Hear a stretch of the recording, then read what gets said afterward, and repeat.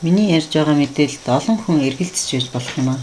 Учир нь зөв хооллолт, зөв амьдралын хэв маягийн тухайд, турах тухайд, хурдан тураадаг, хатуу хоолны дэглэмүүдийн тухайд, гүйлт, фитнес, аэробик, усан цэлэлтийн тухайд, тураадаг хэмээх шидэт эм бэлтгэл, өөх шатаагчдын тухайд, кофений тухайд, тураадаг сауны тухайд, тураадаг шидэт наалт гэх мэт тураадаг хэмээх шидэт аппаратуудын тухайд дэндүү их мэдээлэл энэ ертөнцөөр дүүрэн байна.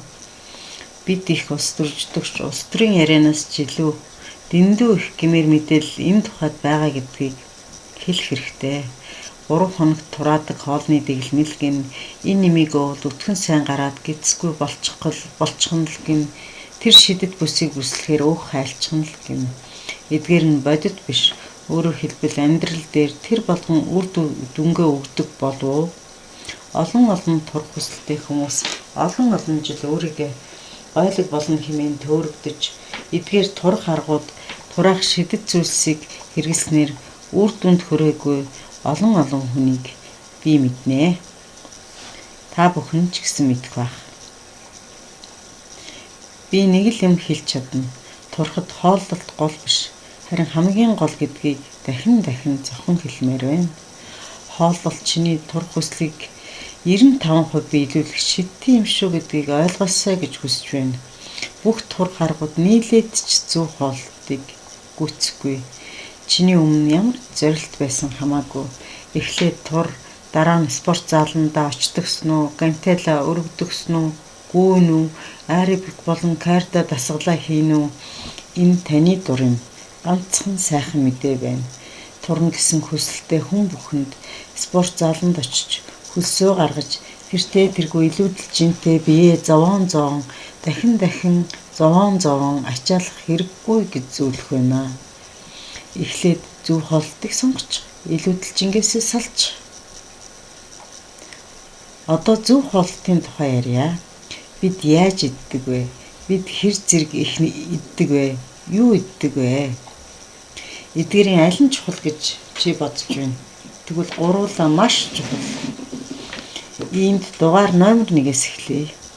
Бодисын солилцоог хурдсахгүйгээр шинэ жилээр турах, цагаан сарын дараа турах, наадмын дараа турах төдийгүй гайхалтай, булчинлаг, бие галбиртай болох, эрүүлжих, өөрийнхөө залуу насыг уртасгах гэх мэт чиний зорилгын аль нь ч биелэхгүй гэдгийг сайн санаарай. Бодисын солилцооны хурд гэдэг үгийг сайн тогтоогоод аваарай. Миний хичээлүүд дээр байнга яригдах болно шүү. Бидний биед ихээс төрсэн цагаас эхлэн анаболизм буюу нөхөн сэргээх процесс, катаболизм буюу сүнэх процесс явагддаг. Эхнийх нь эд эсийг шинжилдэг, удаахан хэрэггүй эд эсүүдийг устгадаг, гадагшлуулдаг. Энэ үйл явцын хэр хурдтай байхыг бодисын солилцооны хурдл шийдвэрлэж байдаг юм шүү.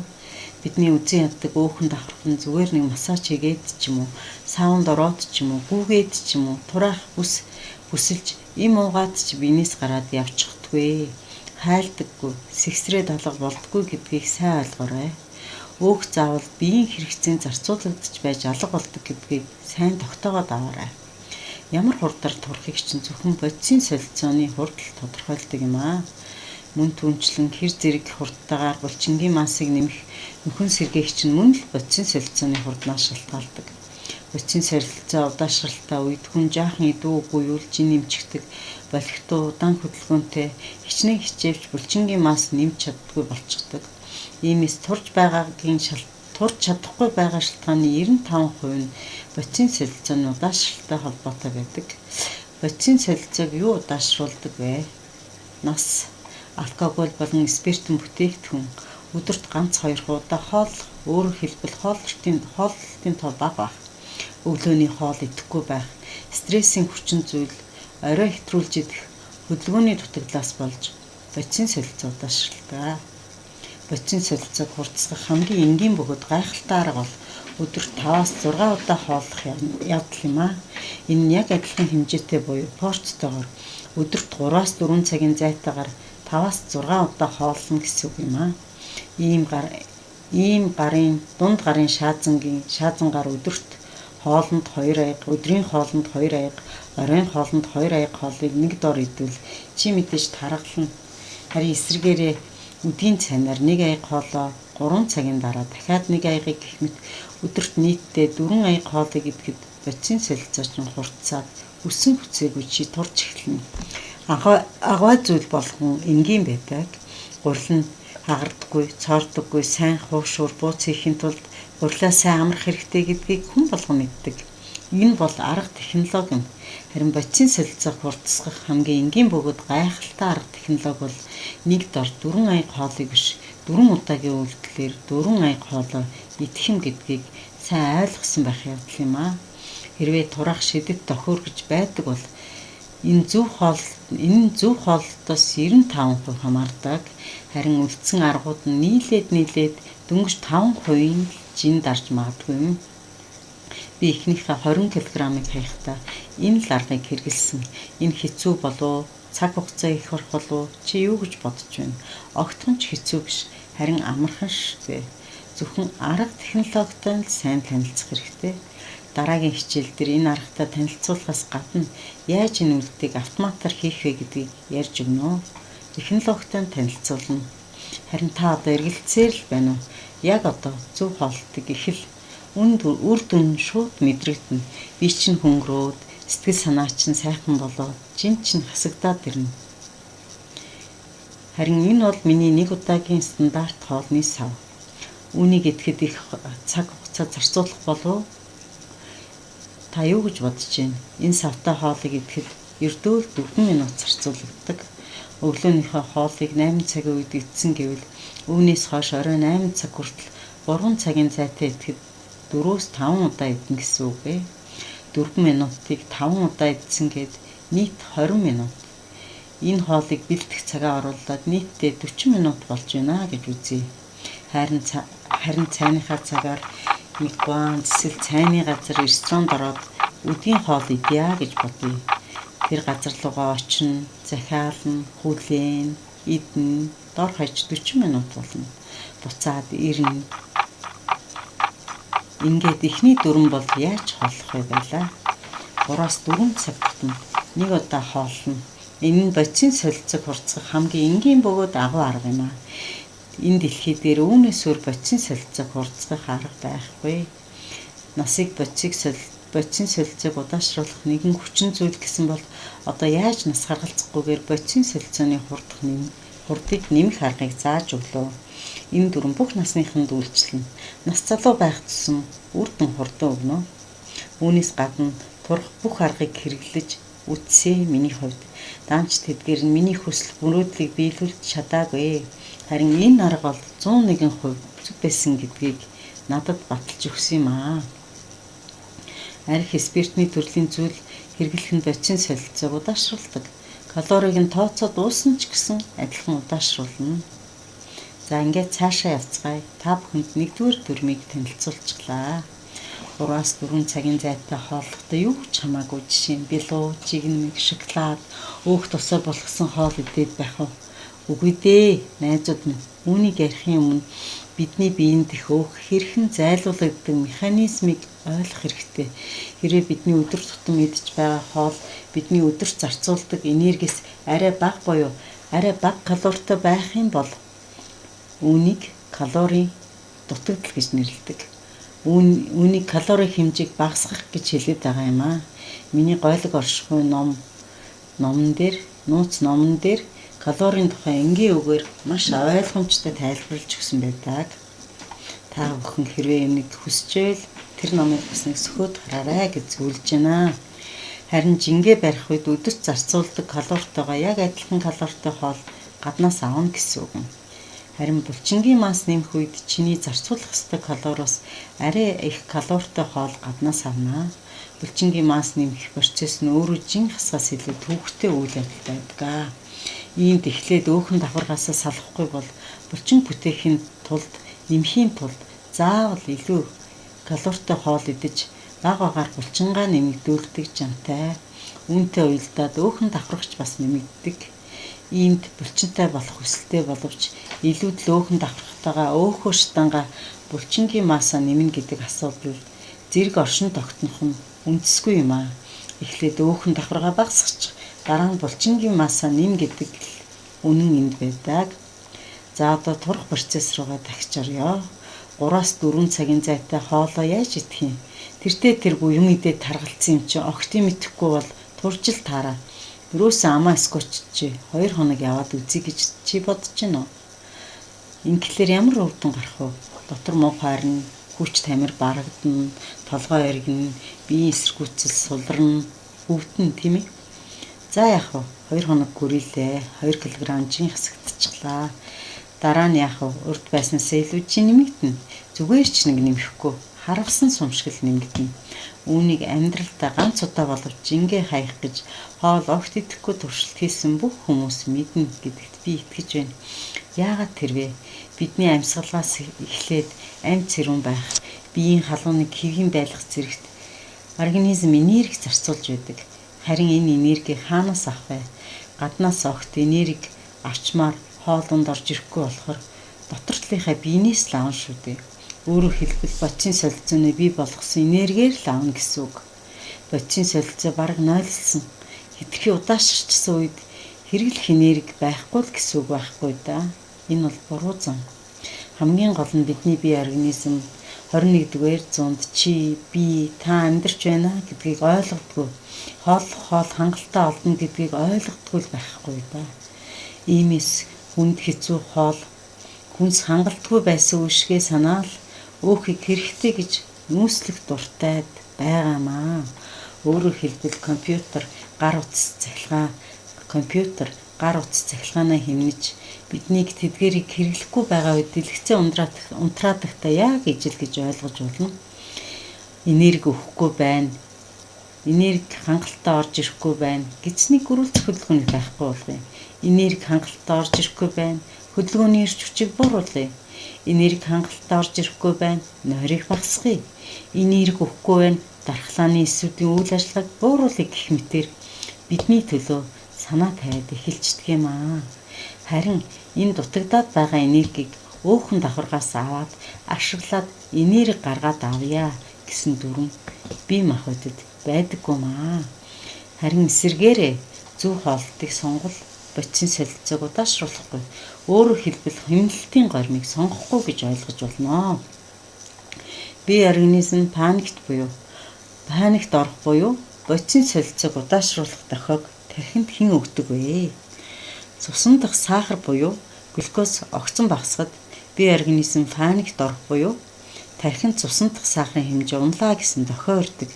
Энэ дохио илгээгдснээс болж тархи бидний бодисын солилцоог автоматар удаашруулдаг.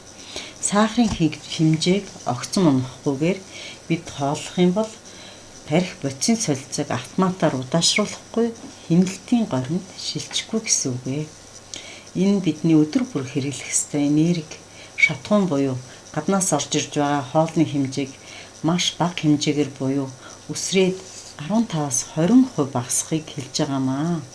Шууд л хатуу хоолны дэглэн бариад калорийг огцон унгаад маш бага хооллоод эхэлбэл шууд сэжгэлдэг бодисын солилцоог автоматар удаашруулнаа. Бие махбод бидэнд хоол тэжээлээр орж ирэхгүй байгаа энергийг өөхөн давхаргаас авч хэрэглэнэ гэдэг ойлголт байдгүй гэдгийг дээр би хэлсэн. Зөвхөн бодисын солилцоог удаашруулах л дүрм үйлчлдэг гэдгийг сайн ойлгоорой. Гаднаас орж ирж байгаа хоол тэжээлийг огцон багасгавал тухайлбал хоолоо огцон хорих эсвэл маш бага идэх юм бол үнийг олоо л мэдчихнэ. Сэжиглэхгүй магадгүй 7 хоног болох юм, 2-7 хоног болох юм. Өөрөөр хэлэх юм бол энэ хугацаанд жин хасалт ирнэ. Гэвч хэсэг хугацааны дараа олоод мэдчихдэг болохоор жин хасалт байхгүй болчихно. Тэгэхээр биднэрт ийм үг байдаг шүү дээ. Энэ бүдүү охины 3 хоног хоол идээгүй явж байгаа гэдгийг чи мэдх юм уу гэсэн тийм хэлцэг бүртэл байдаг болчиход байгаа тийм ээ.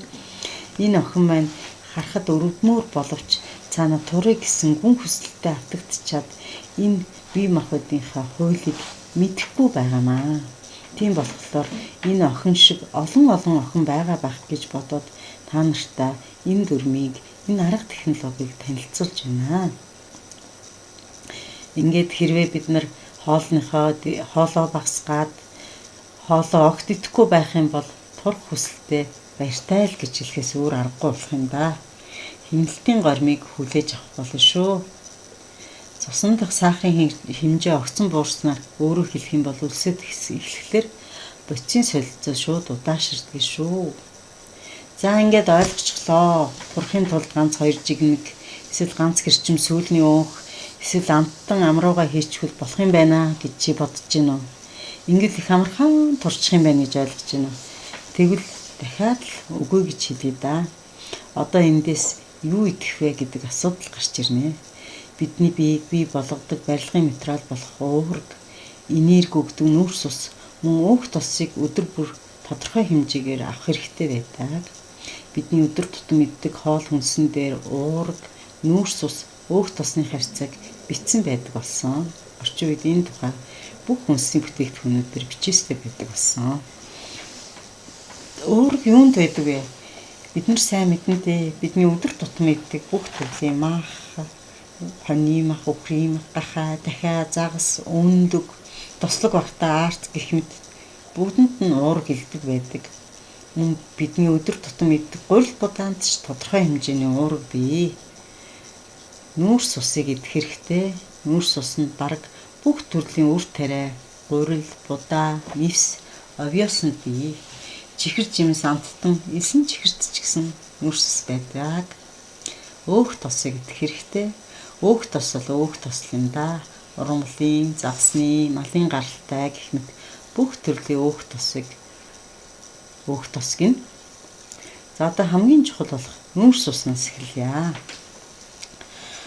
Амттай идсэн тохиолдолд цусан дахь сахарын хэмжээ огцон өсч бидний тархинд бодисын солилцоог удаашруулах дохио эрэхтэй зэрэгцээд нойр болчихханаас инсулин гэдэг нэртэй гормон ялгарч цусан дахь сахарын хэмжээг докторжуулдаг юм аа.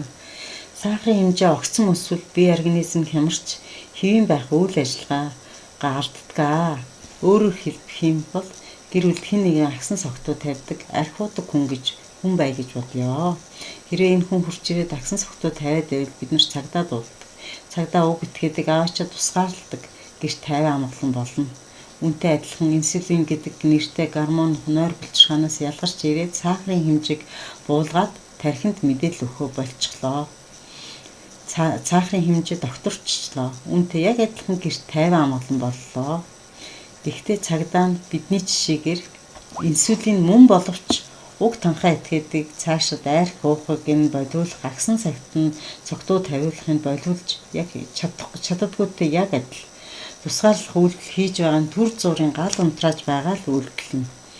Үүнтэй адил инсулин ялгараад аюултай үзэгдэл болох цусан дахь сахарын хэмжээг ихсгээс хамгаалаад хэвийн болгосон боловч тэр цусан дахь сахарын хэмжээг ихсгээд байгаа элүүдэл хоолонд өөх тосыг яадгүй гэхлээр шууд өөх болгон хуургаад өөхөн давхар руу шидчихдэг.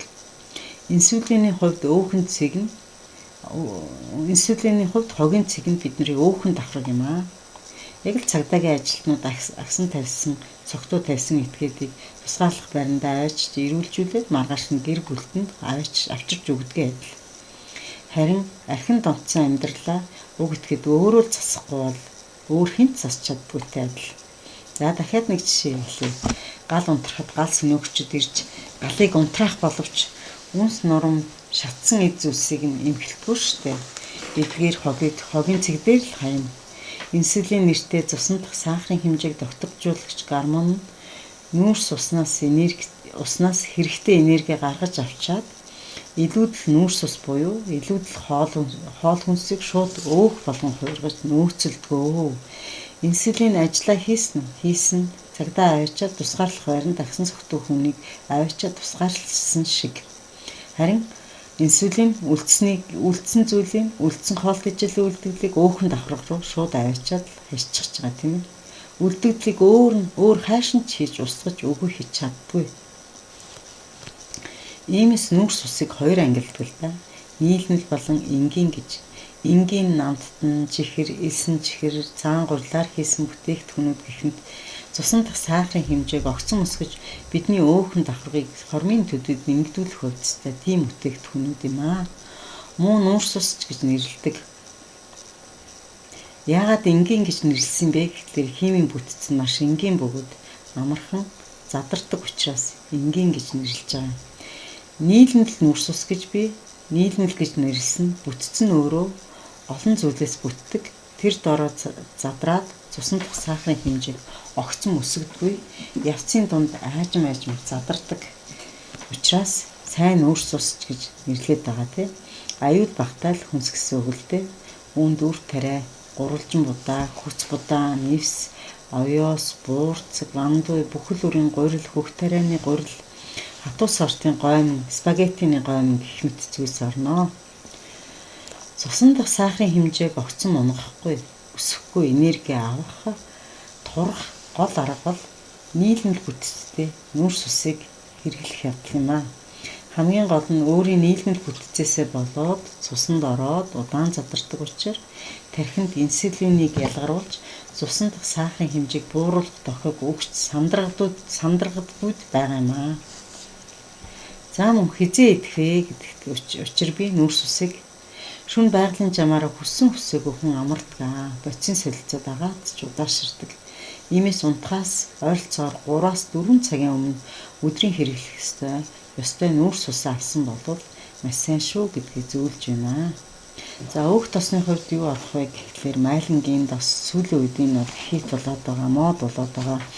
Бид нар идэх дуртай загсны тос тийм омега 3 гэж нэрлэдэг энэ загсны маань тос омега 3 маань майлангийн тосонд байна гэж үзээд байгаа. Загсны тос гэхлээр бол өнөөдөр маш их эрсдэлтэй болсон. Яагаад гэвэл ихэнх загсыг цөөрөнд тижээж जैन эсвэл задгаа талаагаас тухайн загсыг олборлоо гэхэд задгаа талаа маань маш хэмжээгээр бохирдсон байна гэж хэлээд байгаа шүү дээ.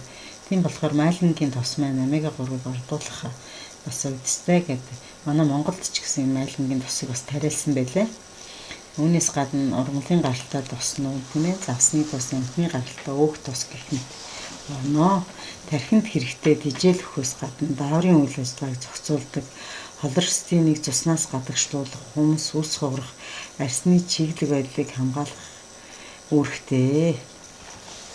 За үүнээс гадна эслэг сайн хэрэглэх хэрэгтэй, гидсний гөрүүлц хөдөлгөөнийг сайжруулж биеийг хурдан цэвэрлэдэг. Манайхан эслэг бага эзнээс сүүлийн үед шулуун гидсний хорт хавдар тусах магадлал их өндөр болсон гэдгийг би бас энд хэлчихье. Эслэг бага эзнээс одоо ер нь насны явж байгаа нэлээд олон тооны хүмүүс нарийн бүдүүн гидсний хорт хавдраар өвчлөх магадлал ихтэй болчиход байгаа шүү. За мэдээж хэрэг ус уух хэрэгтэй. Сайн ус уух нь биеийг сайн цэвэрлэдэг. Ус гэхлээр цэвэр усыг л хэлж байгаа. Шүүс, цай, ундаа тий.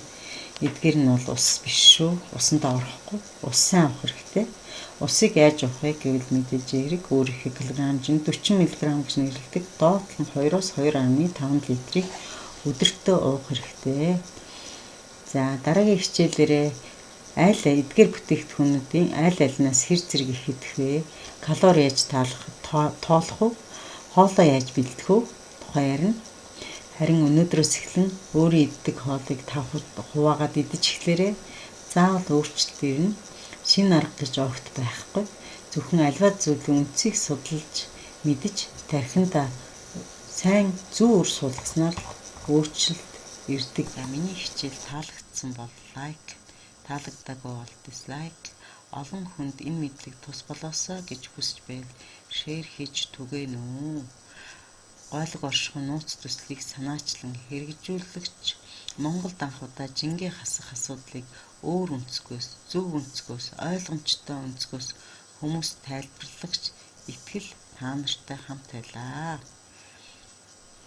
Миний утас 99 10 58 54